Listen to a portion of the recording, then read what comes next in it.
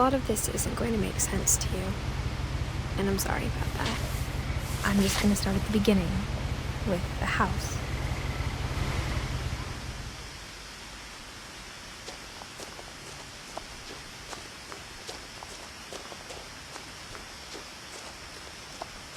I lived here until I was 11, but I wasn't allowed inside half the rooms.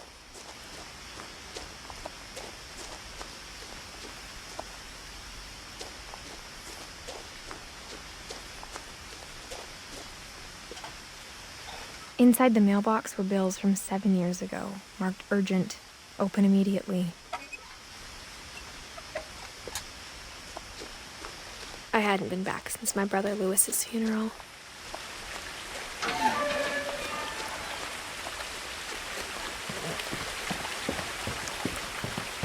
In her will, my mother left me a key, but didn't tell me what it unlocked. Maybe she thought I'd know, or she thought that the mystery would be enough to bring me back.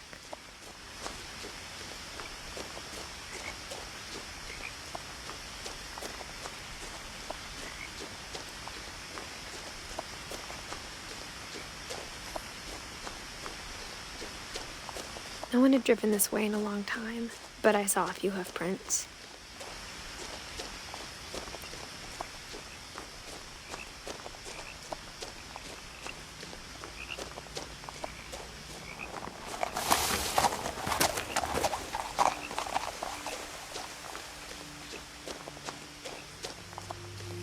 The truth is, even after I inherited the house, I never thought I'd come back to it.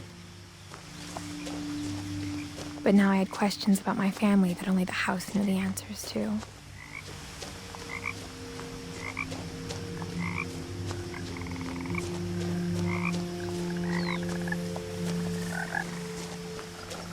The house was exactly like I remembered it, the way I'd been dreaming about it. As a child, the house made me uncomfortable in a way I couldn't put into words. Now, as a 17-year-old, I knew exactly what those words were. I was afraid of the house.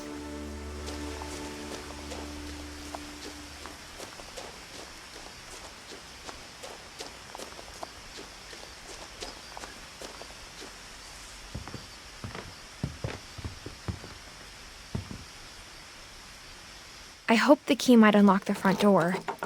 It didn't.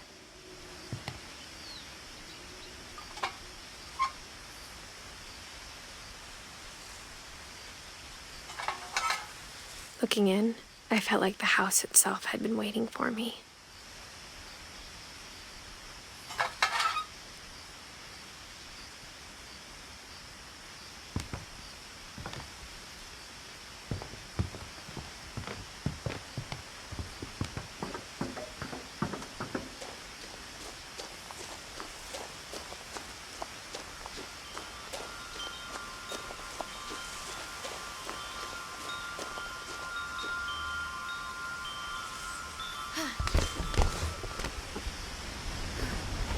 Crawling through the doggy door used to be a lot easier when I was 11.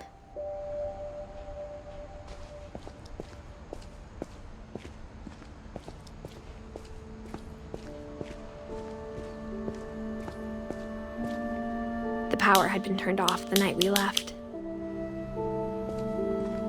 For the first time in years, I felt like I was home.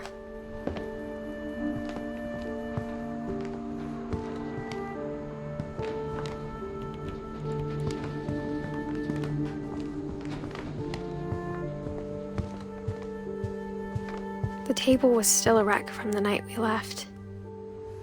It was like a bomb had gone off, killing everyone but sparing the furniture.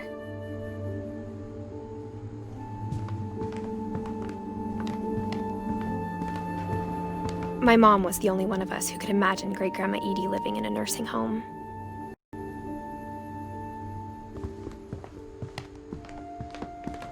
Nothing in the house looked abnormal. There was just too much of it, like a smile with many teeth. Even the fireplace had a story. Edie told me the bricks came from the original house, after it sank.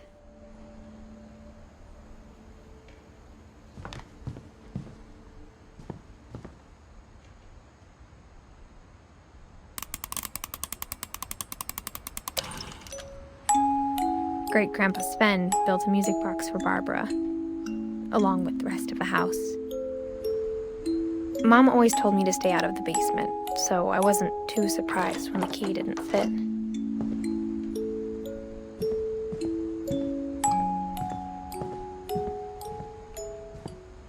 My mom wasn't much of an optimist, but she never stopped believing that my brother Milton was alive.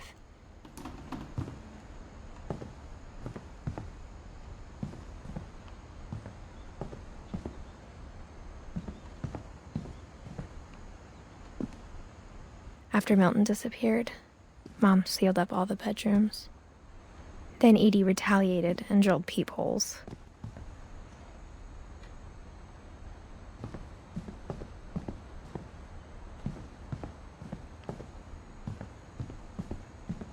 I spent a lot of time playing in Great Uncle Walter's room.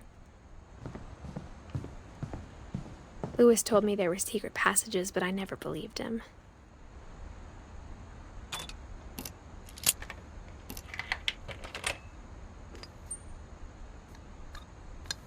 Turns out, my mom was really good at keeping secrets. Now it was time to find out what my mom had been afraid of.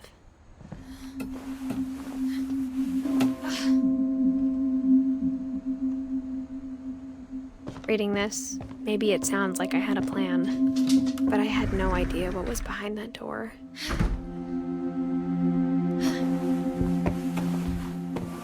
Just like I had no idea where all this was gonna lead. I grew up looking at Molly's room through the peephole. Molly's gerbil had a tiny bedroom with its own even tinier gerbil cage. Being inside for the first time, I felt like I'd stepped behind a painting.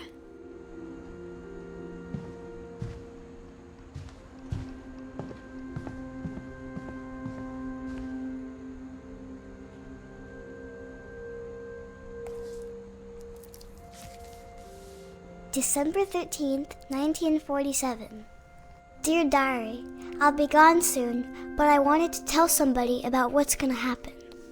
It started when Mom sent me to bed without dinner.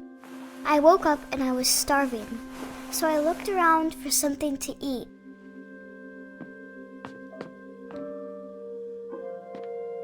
The gerbil food was dry, but I didn't mind it.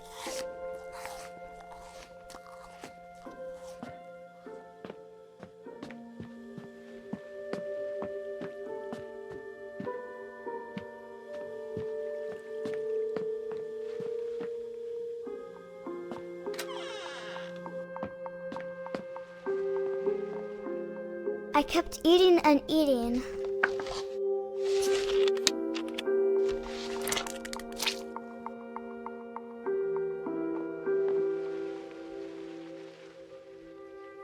I ate a lot of things that night.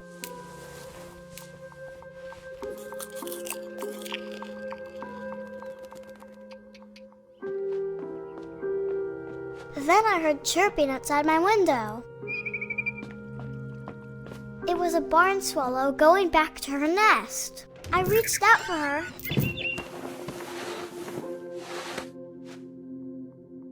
And suddenly, I was a cat.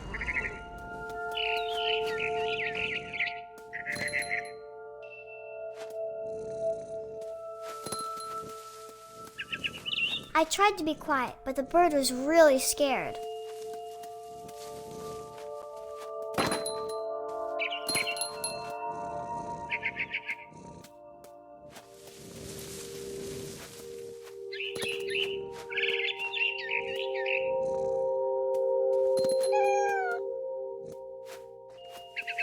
Mom and Dad didn't even look at me.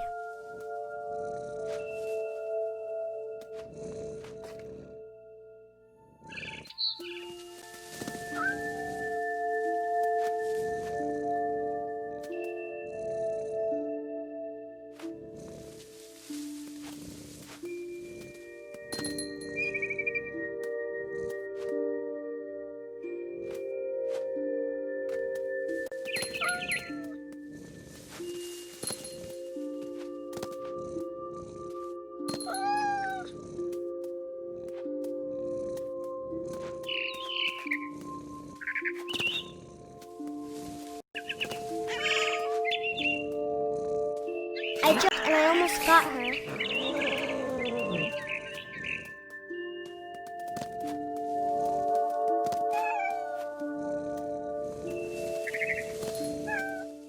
I could tell she was getting really tired.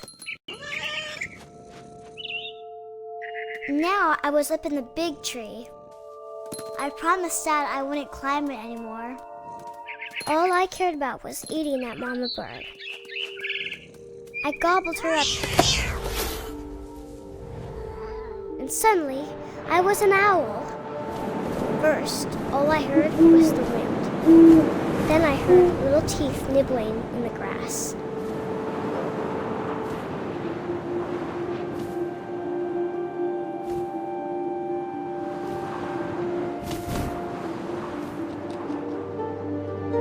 Rabbits.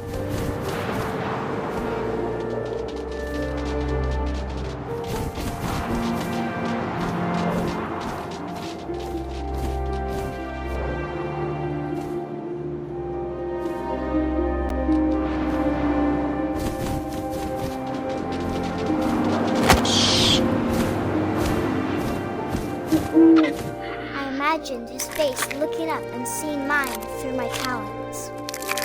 I swallowed him up, and I didn't chew one bit. Then I flew off to find something bigger.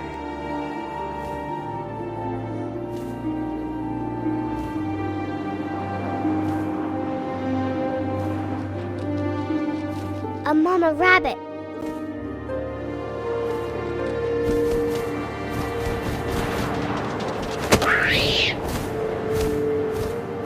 She was almost too big to carry. I started choking, but I couldn't stop eating. And suddenly, I was a shark.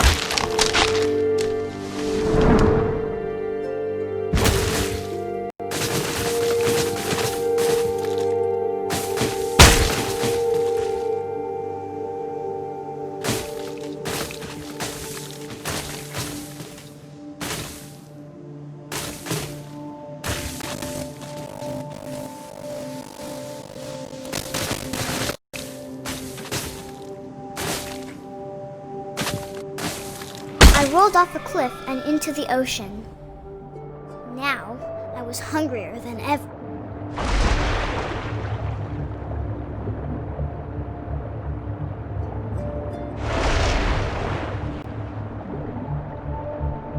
I wanted fat, juicy seals.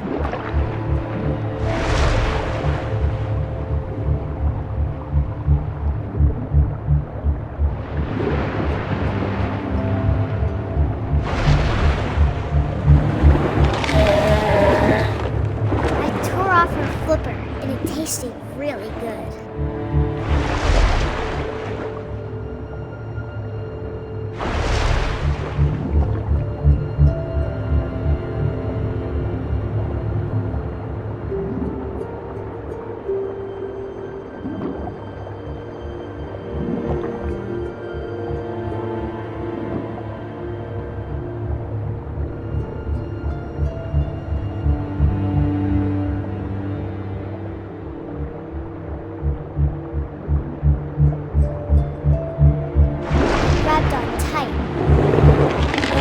So hungry, I jumped out of the water. When I opened my eyes, everything had changed.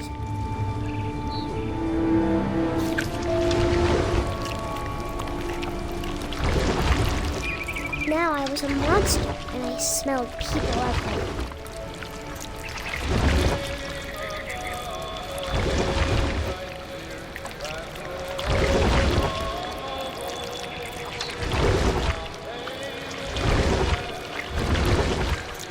I was big, but I moved real quiet.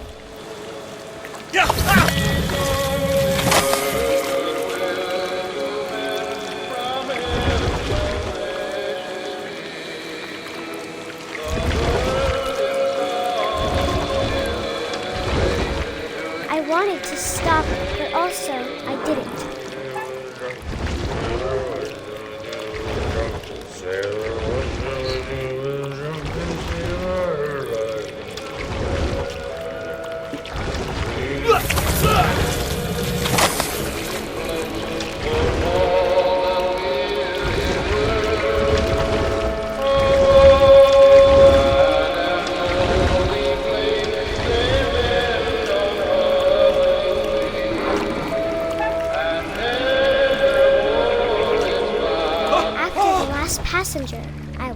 hungry. And across the water we smelled something new. Something I had to have, so I swam towards it.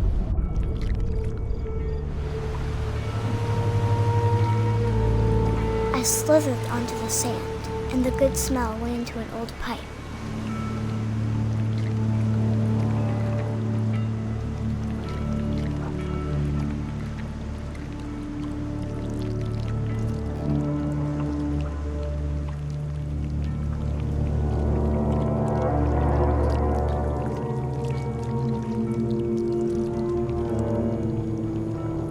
I got closer and closer.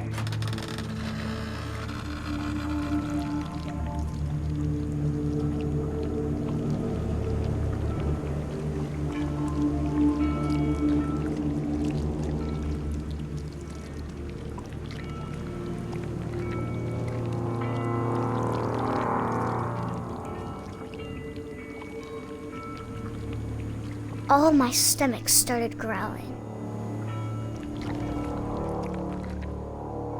And suddenly, I was me again.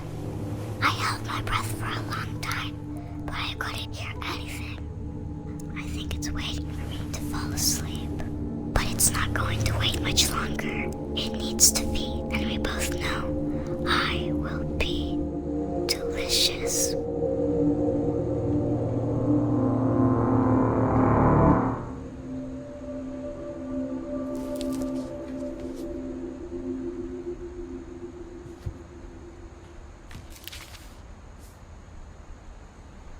I'm not sure if I believed all of that, but I'm sure Edie would have.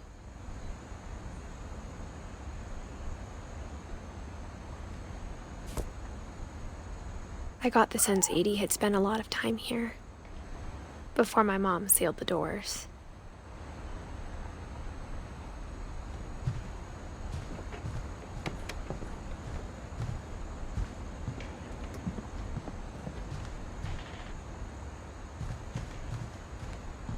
I can't describe it, but I felt like some part of Molly was still here.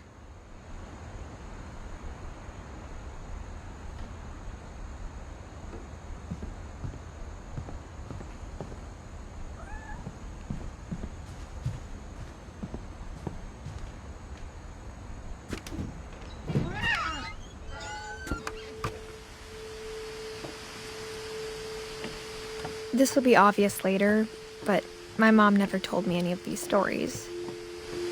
Edie would have, but Mom didn't like bringing up the past. Though, when we adopted a stray kitten, she was the one who named it Molly.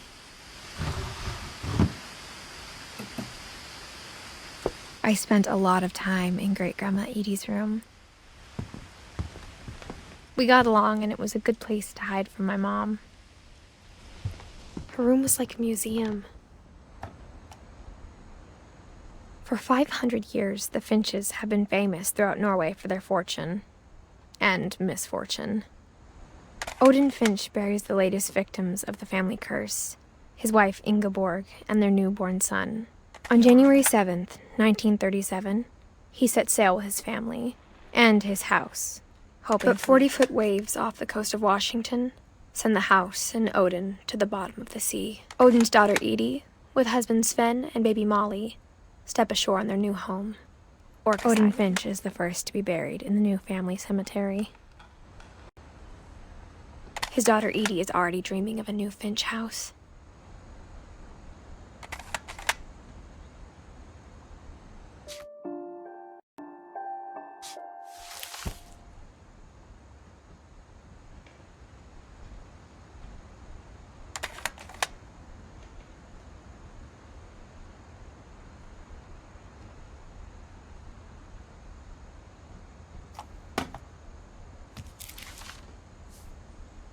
Whatever's wrong with this family, it goes back a long ways.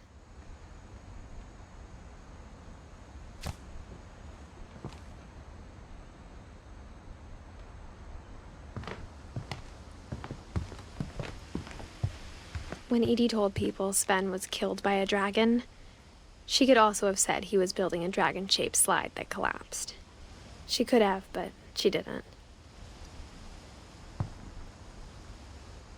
Even in her 90s, Sometimes Edie seemed a lot younger than my mother.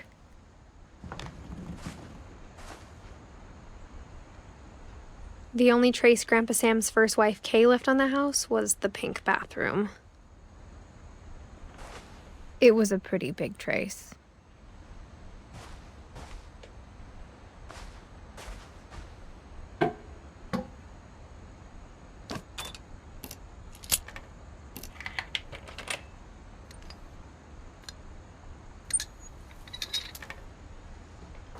There's a secret in this bathroom. It's in the last place you would look. It isn't in the cupboard. It's hidden in this book.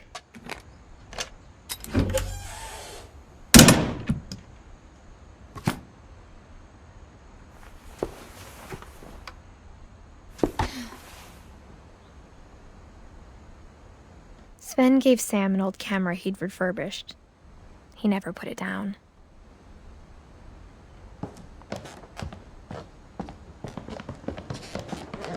From the paintings on the wall, it was clear my brother Milton had been here before me.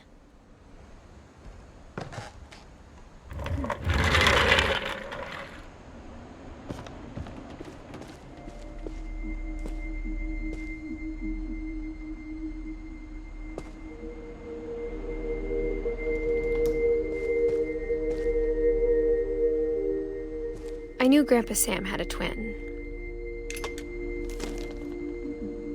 and that he never talked about him.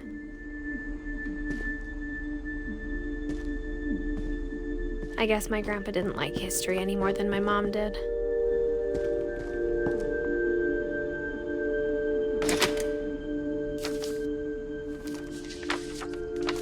How I Want to Remember My Brother by Sam Finch. The thing I remember is that when he made up his mind, that was it. My brother said he'd die before he ate another mushroom, and he did. At Barbara's funeral, we swore we'd never be afraid again, and he wasn't. I think Calvin always wanted to fly. Sam! Calvin! Dinner's ready! Coming! But that day, he finally made up his mind to do it.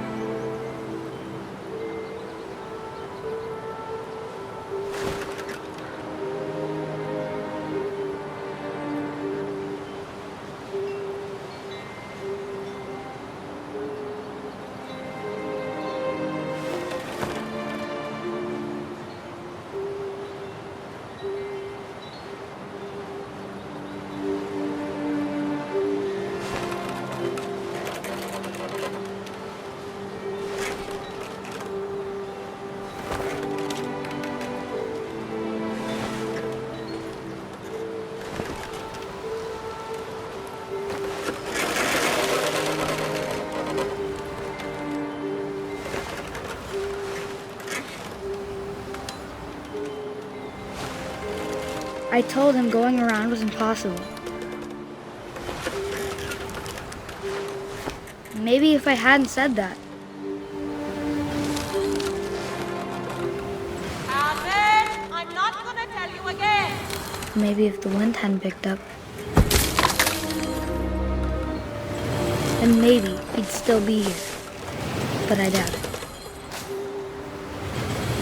I think he'd already made up his mind. That's what I want to remember about my brother.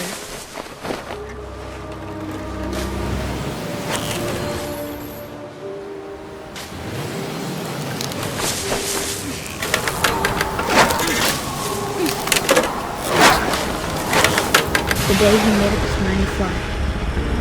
And he did.